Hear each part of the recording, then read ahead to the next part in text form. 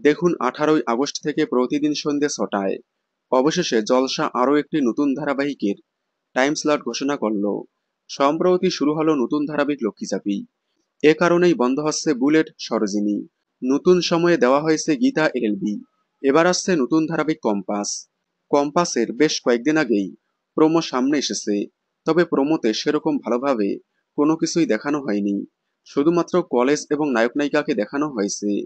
এখনো পুরো প্রোমো সামনে আসেনি, তবে এবার টাইম স্লট সহ প্রোমো সামনে আসতে চলেছে কম্পাসের। আগেই বলেছি কম্পাস আসতে চলেছে সন্ধ্যে 6টা স্লটে। ওই স্লটে তেঁতুল পাতা বেশ কয়েক মাস যাবৎ টিআরপিতে স্লট হারা। এছাড়াও শোনা যাচ্ছে 1 বছর পূরণ হওয়ার পরেই বন্ধ হচ্ছে তেঁতুল পাতা। শোনা যাচ্ছে বলতে সত্যি এবার বন্ধ হচ্ছে তেঁতুল পাতা, কারণ ইতিমধ্যেই তেঁতুল পাতার নায়ক অভিনেতা গৌরব চ্যাটার্জি নতুন ধারাবাহিকের জন্য লুক টেস্ট দিয়েছে।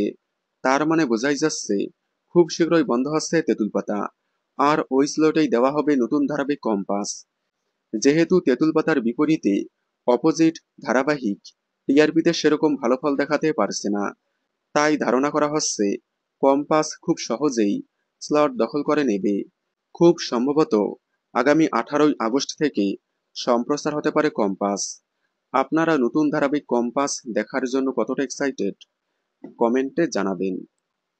বাংলা বিনোদনের এই ধরনের সকল আপডেট সবার আগে পেতে চ্যানেলটি সাবস্ক্রাইব করে পাশে থাকা বেল আইকনটি বাজিয়ে দিন। ধন্যবাদ।